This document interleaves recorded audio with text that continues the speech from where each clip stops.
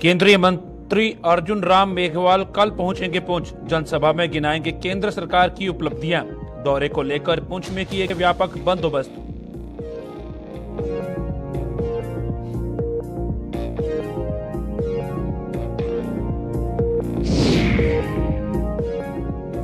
बफलियास में गिरने के कगार पर पहुंच चुका सरकारी स्कूल। अभिभावकों को सता रही लाडलों की कीमती जानों की चिंता।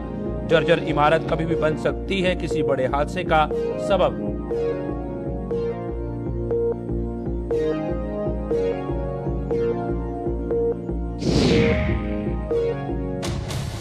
जेपीडीसीएल की कार्य प्रणाली पर बिफरे पूर्व राज्य मंत्री। बिजली की अघोषित कटौती पर लगाई करारी फटकार। कॉरपोरेशन को 12 जून तक की दी सुधरने की मोहलत।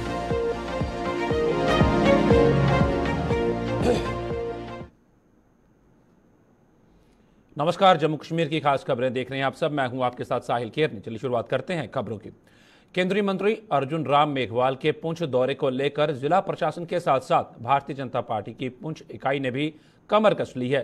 अर्जुन राम मेघवाल कल यानी शनिवार को पुंछ में एक विशाल जनसभा को संबोधित कर प्रधानमंत्री नरेंद्र मोदी सरकार की 9 सालों की उपलब्धियों का रिपोर्ट कार्ड लोगों के समक्ष रखने वाले हैं। वहीं पुंछ में जनसभा स्थल पर विशाल पंडाल को सजाया गया है और भाजपा के स्थानीय नेता स्वयं मौके पर मौजूद रहकर सभी इंतजामों की समीक्षा करते नजर आए।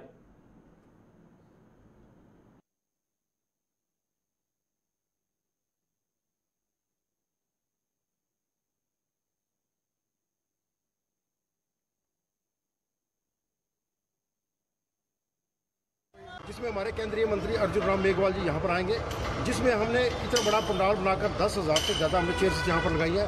और मुझे पूर्ण विश्वास है पूरे ज़िले से, चाहे वो सुरनकोट हो, मेंढर हो, मंडी हो, लोरन हो, सब्जियाँ हो, गिलास हो, मंगनाड़ हो, हर जगह से बड़ी संख्या के अंदर लोग आने वाले हैं। क्योंकि लोगों को जो प्रधानमंत्री जी ने 9 साल के अंदर काम किए हैं, उन काम को देखते हुए यहाँ पर लोग आएंगे। मैं आपके माध्यम से यही लोगों से अपील करता हूँ कि कल बड़ी संख्या में आकर हम पुंछ की डेवलपमेंट और तरक्की के भागीदार बने और इस रैली को कामयाब करें। अच्छी बात है कि G20 के अंदर अगर पुंछ जिले के 2 जगहों का नाम आया, तो ये जो मिनिस्टर हैं ये वाकई में काम करने वाले मंत्री हैं। और चोरी के अंदर इन्होंने शादरा शरीफ के अंदर गंडोला दिया, 5 करोड़ रुपये बंदा बैरागी के लिए दिया और स्थान के लिए दिया, और 3700 करोड़ रुपये के जो प्रोजेक्ट है वो बनकर गए हैं। इन्होंने अनंतनाग के अंदर भी काम किया। हमने भी एक अच्छा मनोरंजन पुंछ के लिए दिया है, और खासकर जो पुंछ शहर है इसकी ब्यूटिफिकेशन के लिए ये हमारे राजाओं महाराजों की धरती है, उसमें यहाँ की म्यूनसिपलिटी है। इसलिए हम चाहते हैं कि जो काम उन्होंने, ये रैली रखी इसीलिए गई है कि ताकि पुंछ को में भी हम जो हमारे प्रोजेक्ट बने हुए हैं उसको हम लाकर यहाँ पर डेवलपमेंट करें।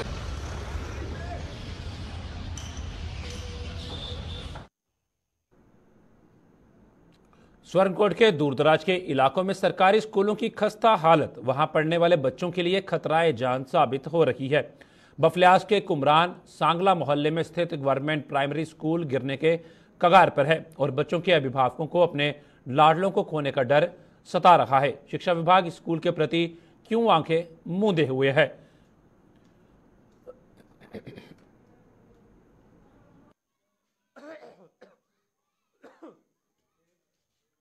के दूरदराज के इलाकों में सरकारी स्कूलों की खस्ता हालत, वहां पढ़ने वाले बच्चों के लिए खतराए जान साबित हो रही है और शिक्षा विभाग स्कूल के प्रति क्यों आंखें मूंदे हुआ है। अक्सर यही देखा जाता है कि शिक्षा विभाग बड़े बड़े दावे तो करता है कि बेहतर सुविधाएं दी जाएं, बेहतर शिक्षा बच्चों को दी जाए, पर उन सब के बीच में दूसरा पहलू, दूसरी तस्वीर ये देखने को मिलती है कि स्वर्णकोट के दूरदराज के इलाके बफलियाज में कुमरान सांगला मोहल्ले में स्थित गवर्नमेंट प्राइमरी स्कूल गिरने के कगार पर है और बच्चों के अभिभावकों को अपने लाडलों को खोने का डर सता रहा है। और वहां पे शिक्षा विभाग स्कूल के प्रति क्यों आंखें मूंदे हुए है, आप साफ तस्वीरों में देख सकते हैं। बच्चे खुले आसमान के नीचे पढ़ने को मजबूर हैं। बिल्डिंग की जो हालत है वो बिल्कुल जर्जर हो चुकी है और वहां का प्रशासन इस तरह तवज्जो क्यों नहीं देता। इसी पे ज्यादा जानकारी के लिए हमारे संवाददाता आकाश मलिक हमारे साथ जुड़ गए हैं। आकाश, आपसे जानना चाहेंगे, जर्जर हालत हुई है इस पूरे स्कूल की, तो क्यों अभी तक इस पर तवज्जो नहीं दी गई है? क्यों कोई प्रशासन कदम उठाता हुआ नजर नहीं आ रहा है? वहां के हेडमास्टर, वहां के प्रिंसिपल का इस पर क्या कहना है? शायद मैं आपको बताता चलूं, दूरदराज इलाका सांगला की बात करें, ये सांगला का एक स्कूल है जिसमें जो है बिल्डिंग की हालत आप देख सकते हैं पहले से ही बहुत ज्यादा खराब है। वहीं पे बात करें कुछ मकामी लोग भी हमें मिले, हमने उनसे भी बात की, उसके साथ स्कूली बच्चों से भी बात की। एक बड़ी बात ये निकल के आ रही है कि हम जब इसी स्कूल में खबर कर रहे थे, हमारे खबर करते करते ऊपर से जो है छत से जो है मिट्टी काफी मकदार में गिरने लगी, जिसके साथ साथ टीचर ने स्कूल के बच्चों को वहां से फौरी निकाला और सीधा बाहर धूप में बिठा दिया। वहीं पे उनकी क्लास शुरू हो गई। एक बड़ा सवाल एजुकेशन डिपार्टमेंट के लिए निकलता है कि सरकार जो बड़े बड़े दावे करती है, लेकिन जमीनी सतह पे आज भी जो है एजुकेशन डिपार्टमेंट के कितने भी स्कूल हैं, सारे उनका जो है आपने हाल देखा है। वहीं पे कुछ लोगों ने कहा है कि सरकार की तरफ से पिछले कई दिनों से जो है एनरोलमेंट ड्राइव चला रही है। सरकार कह रही है कि बच्चों को जो है गवर्नमेंट स्कूल में भेजा जाए। वहीं पे लोगों ने मांग किया कि बच्चों को हम गवर्नमेंट स्कूल में भेजें, लेकिन बिल्डिंग की काफी खस्ता हालत है। वहां पे कुछ लोगों जब ने इस बात तरह की करते हुए ये बिल्डिंग भी होगी कहा तो है। बच्चों को स्कूलों का रुख किस तरह करवाया जाएगा? किस तरह आप कहेंगे प्राइवेट स्कूल को आप छोड़े और सरकारी स्कूल का आप रुख करें? जब हालत ऐसी होंगी तो क्या इस बारे में जो अधिकारी हैं एजुकेशन डिपार्टमेंट, उनसे बात की, उनसे बात हो पाई है? उनका क्या कहना है कि इस बिल्डिंग की हालत ऐसी है तो कब तक ठीक होगी? हाँ जी साहिल, उस हवाले से बात करें चीफ एजुकेशन ऑफिसर से, उसी टाइम उसी स्कूल से हमारी बात हुई। उनका कहना है कि आने वाले एक दिन के अंदर अंदर जो है इस स्कूल को कहीं पे शिफ्ट किया जाएगा, किसी प्राइवेट बिल्डिंग में शिफ्ट किया जाएगा, जब तक इस बिल्डिंग की नई तामीर होती। वहीं पे बात करें, कुछ लोगों ने यह भी इल्जाम किया कि 14 से 15 साल अगर इस स्कूल को बने हुए होंगे, आज तक किसी भी सरकार के बड़े मुलाजिम ने इस स्कूल का दौरा नहीं किया। वहीं पे बात करें, बहुत सारे ऐसे स्कूल हैं जो आज भी जो है बिल्डिंग की हवाले से बहुत ज्यादा जो है उनमें दिक्कत आती है, और बहुत ज्यादा खराब बिल्डिंग है, जिसकी वजह से जो है बच्चों का मुस्तकबिल आज भी खतरे में है। उन्हें एलजी एडमिनिस्ट्रेशन से मांग किया है कि स्कूलों की तरफ जो है तवज्जो दी जाए, क्योंकि स्कूल में बच्चा जो भी बच्चे पढ़ते हैं वो आने वाले वक्त के मुस्तकबिल। उन्होंने मांग किया है कि इस बिल्डिंग के साथ साथ तमाम वो बिल्डिंग बननी चाहिए जो आज तक जो स्कूल की बिल्डिंग खराब है। जी साहब जी, जिस तरह से आपने पूरी जानकारी दी है कि ये बिल्डिंग स्कूल की खस्ता हालत में है, वहां पे और भी बहुत से स्कूल हैं जो कि खस्ता हालत में हैं, तो प्रशासन तवज्जो कब तक देगा इसके ऊपर? बाकी स्कूलों की तरफ क्यों तवज्जो नहीं दी जा रही है? उनकी तरफ भी देखना चाहिए। जिस तरह रुख करने के लिए कहा जाता है प्राइवेट स्कूल से गवर्नमेंट स्कूल में रुख कीजिए बच्चों को, तो वो बच्चे किस तरह से यहाँ पहुंचेंगे? अभिभावक किस तरह से अपने बच्चों को वहां पर भेजेंगे? उसके बाद दूसरी बात यह आ जाती है, जब बिल्डिंग की हालत ऐसी हो तो बच्चों को खुले आसमान के नीचे पढ़ाना पड़ता है, तो वहां पर जब मौसम खराब रहता है तब किस तरह का माहौल वहां पे देखने को मिलता है, और वहां पे तब बच्चों के क्या रिएक्शंस होते हैं, और उसके साथ साथ जो वहां पे टीचर्स हैं उनका क्या करना होता है वहां पे? हाँ जी, उस हवाले से बात करें, टीचर्स ने भी ये कहा है और बच्चों के पेरेंट्स ने भी कहा है कि जिस दिन मौसम थोड़ा सा खराब होता है तो बच्चा खुद ही सुबह कहते हैं जी मैं आज स्कूल नहीं जाऊंगा, क्योंकि मेरे स्कूल में जब बिल्डिंग की जिस दिन बारिश होती है तो बच्चों को एक ही क्लास में 5 से 6 क्लासें लगाई जाती हैं। वहीं पे कुछ टीचर्स ने भी कहा है कि हमने जो है पहले भी सीनियर ऑफिसर्स एडीओ को भी लेटर लिखा है कि इस बिल्डिंग की खस्ता हालत है। वहीं पे किसी ने जो है इस पे जो गुहार नहीं लगाई। वहीं पे बात करें बच्चों ने कहा है कि जिस दिन इस स्कूल में या इस वक्त बारिश का मौसम होता है तो स्कूल में छुट्टी कर दी जाती है। ये एक बड़ा सवाल है। धन्यवाद पूरी जानकारी साझा करने के लिए। आकाश मलिक हमारे साथ स्वरनकोट से जुड़े हुए थे। पूरी जानकारी उन्होंने साझा की कि किस तरह से बच्चे इस खस्ता हालत बिल्डिंग में पढ़ने को मजबूर है, और जब ये बिल्डिंग अब जर्जर हालत में तो उनको खुले आसमान में पढ़ना पड़ता है, और जब मौसम खराब होता है तो छुट्टी देनी पड़ती है। अब देखने वाली बात यह होगी कि एजुकेशन डिपार्टमेंट इस तरफ तवज्जो कब देता है, कब इस बिल्डिंग को ठीक करता है, और बाकी स्कूलों की तरफ भी कब ध्यान देता है।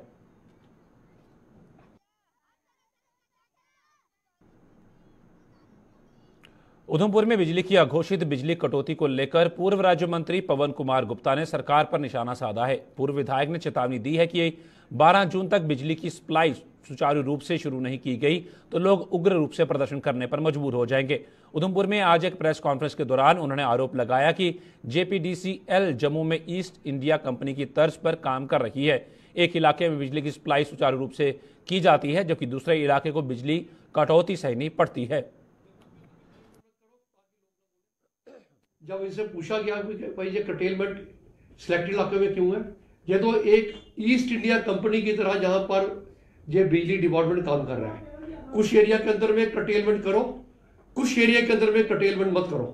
जम्मू के अंदर में कटेलमेंट मत करो ताकि लोग ना बोले, कहीं रूरल एरिया के अंदर में कर दो, वहां पर उनको छोड़ दो, वहां पर स्टेट लेवल ट्रांसमिशन कट के लिए छोड़ दो, बाकी कटेलमेंट इधर में करो। अभी जो इनका शटडाउन लिया जाता है रिपेयर के लिए वो डेली लिया जाता है, वो भी एक और समस्या है।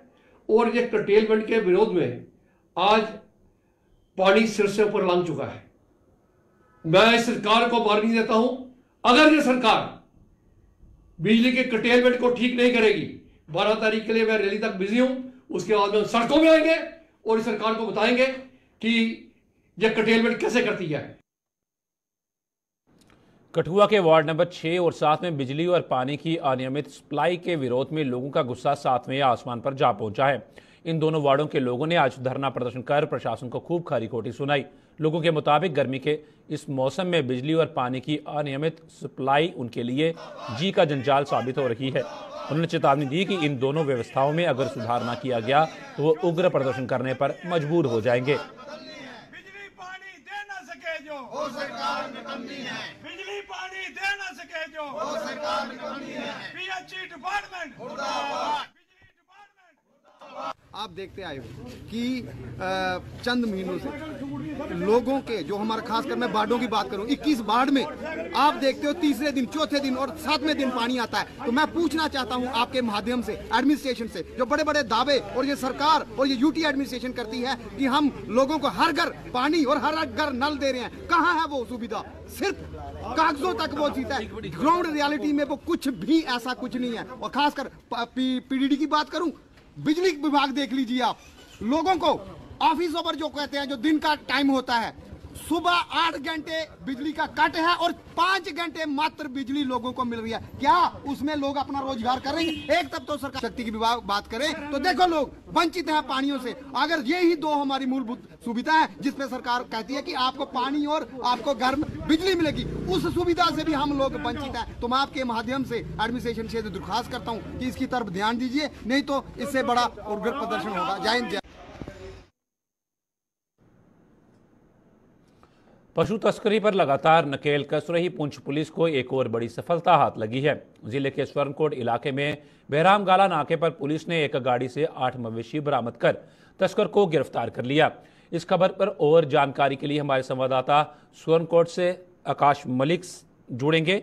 सबसे पहले उससे पशु तस्करी पर आपको एक खबर और बता दें कि जिस तरह पुलिस लगातार कार्रवाई पशु तस्करों के खिलाफ कर रही है, चाहे वो पशु तस्कर हों, चाहे वो नार्को टेररिज्म हो, नार्को टेररिस्ट हों, उन सब के खिलाफ पुलिस अपनी कार्रवाई करती हुई हमेशा नजर आती है। और आज एक और पशु तस्करी के मामले को विफल करती हुई पुलिस पुंछ में नजर आई, जहां पे पुंछ में पुलिस ने बहराम गाला नाके पर एक गाड़ी से 8 मवेशी बरामद कर तस्करों को गिरफ्तार कर लिया है। ये पशु तस्करी पर लगातार नकेल कस रही पुंछ पुलिस की एक और बड़ी कार्रवाई सामने आई है। और इसी पर ज्यादा जानकारी के लिए हमारे संवाददाता आकाश मलिक हमारे साथ जुड़ गए हैं।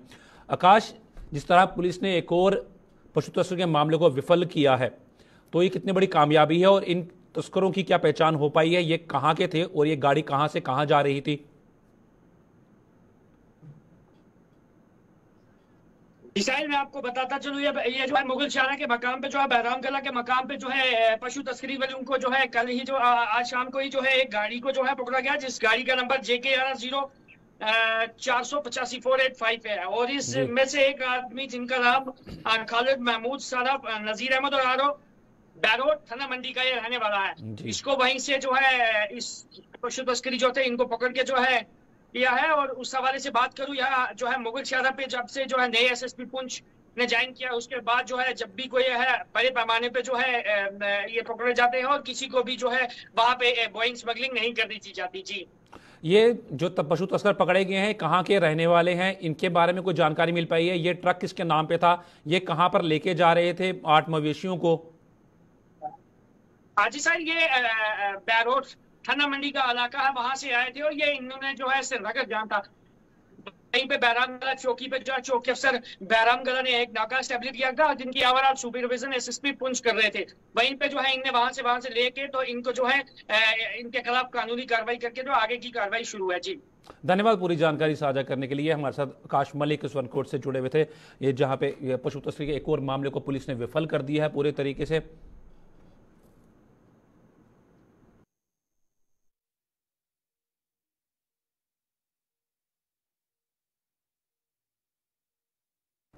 उधमपुर में प्रशासन द्वारा सड़कों के किनारे किए अवैध कब्जों के खिलाफ अभियान शुरू किया है। इस अभियान के तहत आज प्रशासन ने TCP दोमेल सहित शहर के अन्य इलाकों में हुए अवैध कब्जों पर बुलडोजर फेर दिया। अभियान की अगुवाई कर रहे ACR रफीक जराल ने बताया कि उधमपुर शहर में जहां जहां भी लोगों ने अवैध कब्जा किया है उसे हटाया जाएगा और इस तरह के अभियान भविष्य में भी जारी रहेंगे। वहीं स्थानीय लोगों ने जिला प्रशासन के इस अभियान पर सवाल उठाते हुए बताया कि जिला प्रशासन द्वारा बिना किसी नोटिस के कार्रवाई की जा रही है। उन्होंने जिला प्रशासन से उन्हें सामान बाहर निकालने की मोहलत देने की मांग की। जो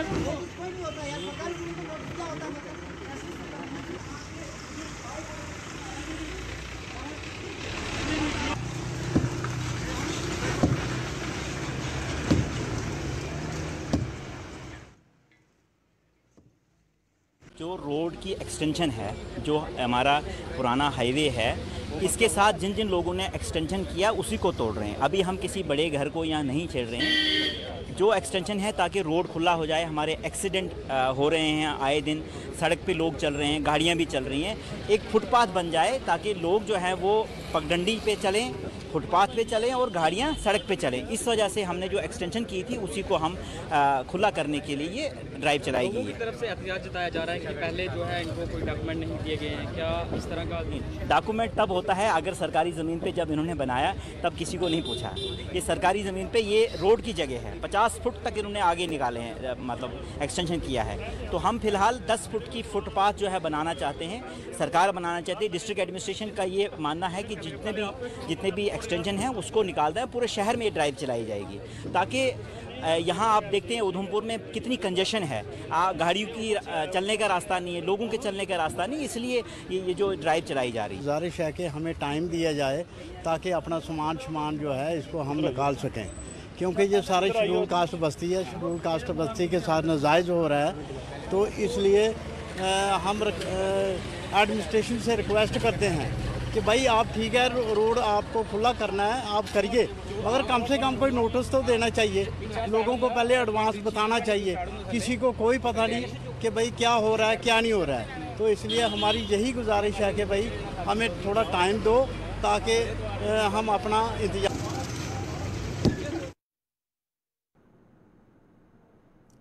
लिंग जांच और भ्रूण हत्या को लेकर बनाए गए कानून और लिंग अनुपात को बनाए रखने के तौर तरीकों पर चर्चा के लिए जम्मू में आज एक वर्कशॉप का आयोजन किया गया। नेशनल हेल्थ मिशन के तहत आयोजित इस वर्कशॉप में महकमे के अधिकारियों और मुलाजमों को देश के कुछ अन्य राज्यों से आए विशेषज्ञों ने जरूरी जानकारियां देकर लिंग जांच और भ्रूण हत्या जैसी सामाजिक बुराइयों को रोकने में सहयोग देने और लिंग अनुपात सुनिश्चित रखने का आह्वान किया। जम्मू कश्मीर के स्वास्थ्य सचिव भूपिंदर कुमार और स्वास्थ्य निदेशक जम्मू डॉक्टर राजीव शर्मा भी इस वर्कशॉप में विशेष तौर पर मौजूद रहे।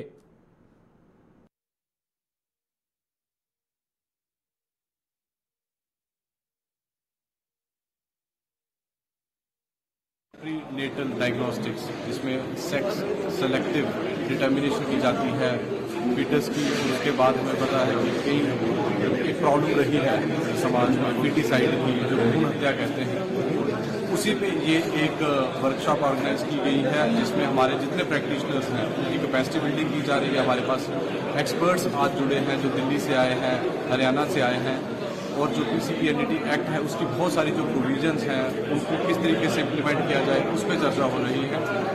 और इसका मकसद यही है कि हमारी जिस तरीके से जो सेक्स रेशो है लगातार हम देख रहे हैं हो रही है, पिछले 10 सालों का अगर डेटा हम देखें तो हमारी यही कोशिश है कि सेक्स रेशो हमारी जिस लेवल पे होनी चाहिए उस लेवल पे आए, 1000 के करीब होनी चाहिए। आज का जो PCPNDT एक्ट के उसके बारे में जो एक वर्कशॉप हो रही है, बड़ी देर से वेटेड थी और इसका बहुत देर से इंतजार भी था। और ये किस्म की जितने भी हमारे हेल्थ के लोग हैं, CMOs, BMOs, सब पार्टिसिपेट कर रहे हैं। एंड इसमें हमारे सेक्रेटरी साहब और MD जो NHM की MM, इन लोगों ने बड़ा इनिशिएटिव लिया और 2 कंसल्टेंट्स जो एक दिल्ली से और एक पंजाब से आए हैं इसके बारे में डेलिब्रेट करने के लिए। उसमें पूरा कोई भी जो कन्फ्यूजन है इस एक्ट के बारे में, 94 का जो एक्ट है उसके बारे में क्लैरिटी देंगे। और भी जो इसमें डिस्कशंस होगी उसमें काफ़ी कुछ उभर कर आएगा और हमें एक किस्म का प्रोत्साहन मिलेगा कि ताकि हम अपना जो सेक्स रेशियो है या जो और गलत किस्म की प्रैक्टिसेस चल रही हैं इस बारे में उनको हम ठीक करें। इसमें डिपार्टमेंट तो हमारा ये हेल्थ का डिपार्टमेंट है और इसमें CMOs हैं, BMOs हैं और 2 कंसल्टेंट्स हैं जो स्पेशली इसमें मिनिस्ट्री ऑफ हेल्थ से इधर आके लेक्चर देंगे। एंड पूरा इसके बारे में जो एक्ट है 94 का एक्ट है, जो PCPNDT एक्ट है, उसके बारे में डिटेल से दोबारा बताएंगे और जो इसमें कई कन्फ्यूजन्स हैं उसके बारे में समझाएंगे कि कैसे इनको ओवरकम करना है ताकि हम अच्छे रिजल्ट। वही जैसे मैंने बताया, एक किस्म की ट्रेनिंग है, वर्कशॉप है। जो कन्फ्यूजन्स हैं इस बारे में लोगों को काफ़ी सारी रहती हैं एक्ट के बारे में, उसको क्लियर किया। देश की आंतरिक सुरक्षा की बागडोर संभालने वाली सीआरपीएफ समाज के प्रति भी अपने दायित्व को बखूबी निभा रही है। इसी कड़ी में बांडीपोरा जिले के शादीपुरा इलाके में आज सीआरपीएफ की 45वीं बटालियन ने एक मेडिकल कैंप लगाकर कई लोगों को सुविधा पहुंचाई। बटालियन कमांडेंट अमित कुमार की देखरेख में आयोजित इस कैंप में मरीजों को जरूरत के हिसाब से दवाएं भी दी गई।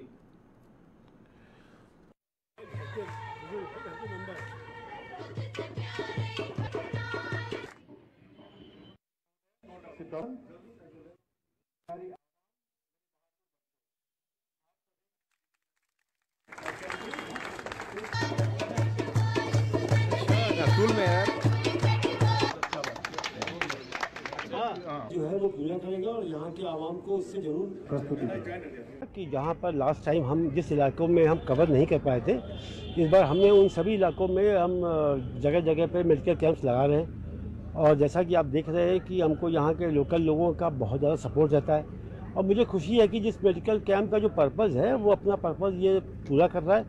और मेरा तो मेन मकसद यही है कि हमारे इलाके में सभी लोग किसी भी प्रकार की बीमारी से फ्री रहे, हेल्दी रहे, और वो अगर किसी का बाई चांस किसी प्रकार की प्रॉब्लम में है तो यहाँ आकर के फ्री उसका ट्रीटमेंट कराएं। डोडा में आज पुलिस द्वारा कल्चरल प्रोग्राम का आयोजन किया गया। सिविक एक्शन के तहत आयोजित इस कल्चरल प्रोग्राम में डोडा और भद्रवा के स्कूलों के बच्चों ने भाग लेकर मंच पर अपनी प्रतिभा का प्रदर्शन किया। डोडा के एसएसपी अब्दुल क्यूम इस मौके पर मुख्य अतिथि थे, जिन्होंने बताया कि ऐसे कार्यक्रमों के जरिए बच्चों को उनकी प्रतिभा दिखाने का अवसर दिया जाता है।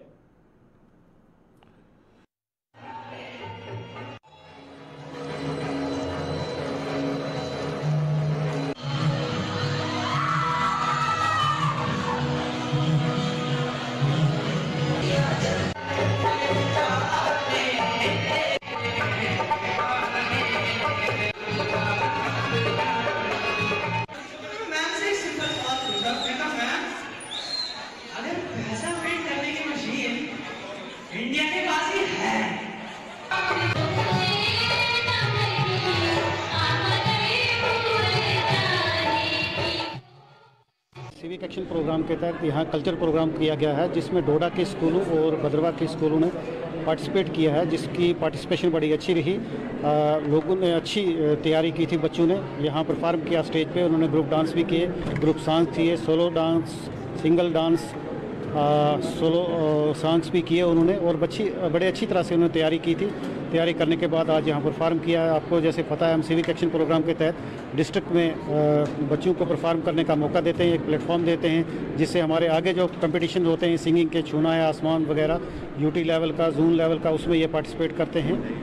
ये एक बेसिकली हम एक प्लेटफॉर्म देते हैं लोग बच्चों। मेन मकसद प्रोग्राम का है? मेन मकसद है कि हम जो पेरेंट्स, टीचर्स और बच्चों को अपने साथ मिलाएं, जो सोसाइटी है इसको क्राइम फ्री कर सकें, ड्रग्स फ्री कर सकें, और जो हमारा और पब्लिक का तालमेल है, हमारा जो साथ है वो अच्छी तरह चले, हम अच्छी तरह इनके साथ मिलके सोसाइटी को क्राइम फ्री कर सकें।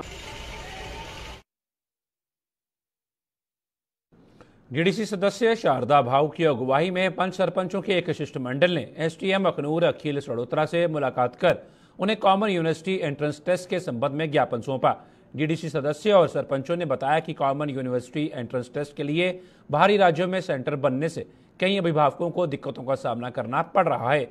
इन लोगों के मुताबिक आर्थिक तंगी से जूझ रहे कई छात्र ये परीक्षा नहीं दे पा रहे हैं।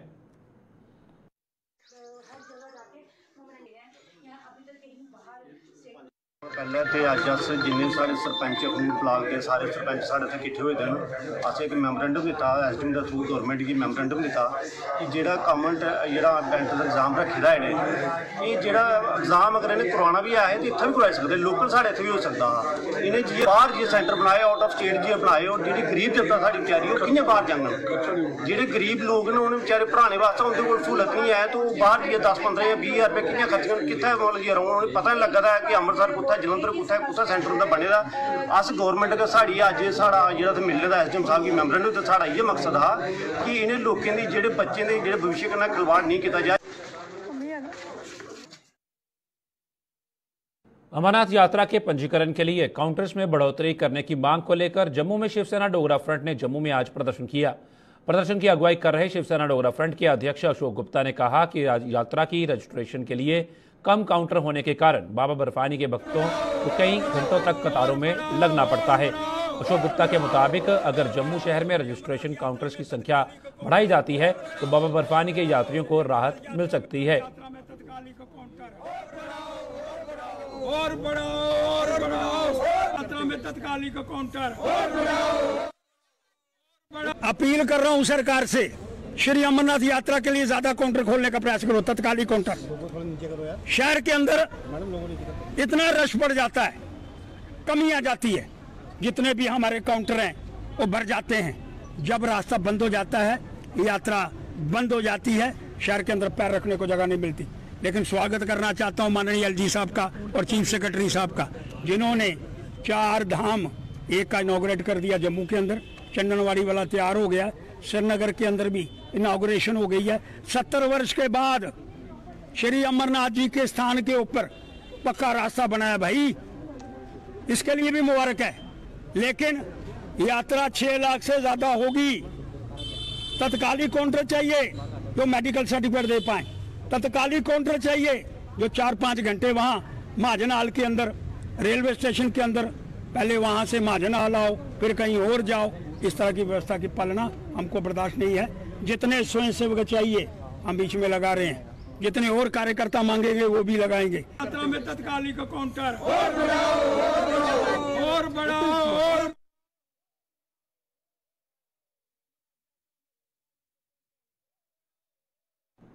जम्मू कश्मीर की खास खबरों में फिलहाल इतना ही। दीजिए इजाजत, नमस्कार।